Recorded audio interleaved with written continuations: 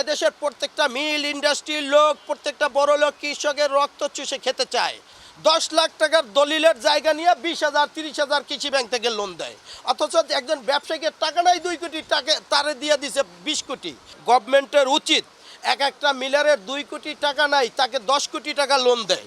সে 2 কোটি টাকা ক্যাপাসিটি, তার ক্যাপিটাল 2 কোটি, সে 10 কোটি টাকা লোন নিয়ে কী করে 2 মাস মিল চালাই যাচ্ছে, দেউলি হয়ে যায়, গভর্নমেন্টের টাকাটা বাজেয়াপ্ত করে। আমি গভর্নমেন্টকে বলবো, আপনাদের মাধ্যমে বাংলাদেশের বাণিজ্য মন্ত্রণালয়কে বলবো যে এমন কোনো হতদরিদ্র কৃষক নাই যার বাংলাদেশে বর্তমানে 10 লাখ টাকার জমিনে আছে, ওই কৃষককে কেন 1 লক্ষ টাকা লোন দেওয়া হয় না? 10 লাখ টাকার দলিলের জায়গা নিয়ে 20,000 30,000 কৃষি ব্যাংক থেকে লোন দেয়, অথচ একজন ব্যবসায়ীকে টাকা নাই 2 কোটি টাকা তারে দিয়ে দিছে 20 কোটি। এই জন্যই বাংলাদেশের কৃষক হতদরিদ্র কৃষিকাজে যায় না। আর এবছর আপনারা ভালোভাবে জানবেন, একটা কৃষক 1200 থেকে 1300 টাকা কৃষকের ধান কাটতে লাগছে। এই কস্টিংটা তো কৃষকের ধানের উপর যাবে, সার ওষুধের দাম বেশি, পাওয়া যাইতেছে না। আর সিজনের শুরুতে কী হলো, লাগাতার বৃষ্টি, এতে অনেক ধান নষ্ট হয়ে গেছে। গভর্নমেন্ট যদি সঠিকভাবে কৃষকের প্রতি বান্ধব না হয়, এই গভর্নমেন্ট যে আপনি একটা কথা বললেন জনবান্ধব একটা গভর্নমেন্ট, 2.5% খাদ্যদ্রব্যের আয়করকে সে 50% নিয়েছে, 2 টাকা করে কমাইছে শতকরা। এটা ভালো একটা উদ্যোগ, মহতি উদ্যোগ, এজন্য গভর্নমেন্টকে স্যালুট করি, অ্যাপ্রিসিয়েট করি। এই জনবান্ধব সরকারকে আমি একটা কথা বলবো, বাংলাদেশ কৃষি প্রধান দেশ, এদেশে যদি দেশকে আগাই নিতে চান কৃষকের দিকে নজর দেন। এদেশের প্রত্যেকটা মিল ইন্ডাস্ট্রির লোক, প্রত্যেকটা বড় লোক কৃষকের রক্ত চুষে খেতে চায়।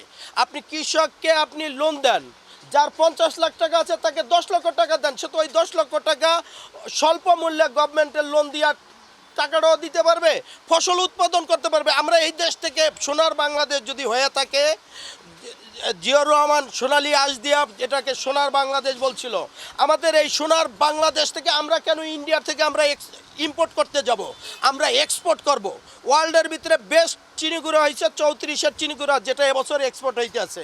জানুয়ারি থেকে এপ্রিলের 30 পর্যন্ত করছিল, কিছুদিন অফ রাখছে, এখন আবার চালু। যে কারণে আজকে যেখানে বাংলাদেশে আমাদের এই চিনিগুড়ার মার্কেট ছিল 90 টাকা, 100 টাকার নিচে ছিল, সেই চিনিগুড়া আজকে এক্সপোর্ট হইতে আসার জন্য আমরা 150 টাকায় এক্সপোর্ট করতে পারি। এই 50 টাকা তো বাংলাদেশে আসে। আপনারা গভর্নমেন্টের সাথে মিডিয়ার থেকে কথা বলেন, কিভাবে বিদেশের টাকা বাংলাদেশে আসবে। বাংলাদেশের টাকা বিদেশে যাওক, এটার পক্ষপাতিত্ব আমি করি না। এই দেশ এগিয়ে যাবে, শুধু কৃষকদের দিকে গভর্নমেন্টের করতে বলেন, গভর্নমেন্টকে ফ্যাসিলিটি দিতে বলেন, গভর্নমেন্টকে লোন দিতে বলেন। গভর্নমেন্টের জন্য উন্নত কারিগরি প্রযুক্তির যে মেশিনগুলো আছে প্রত্যন্ত অঞ্চলে, উপজেলা লেভেলে, ইউনিয়ন লেভেলে দিয়ে দেন, যাতে তারা স্বল্প মূল্যে গভর্নমেন্টের মনে করেন উৎপাদন বাড়াইতে পারে।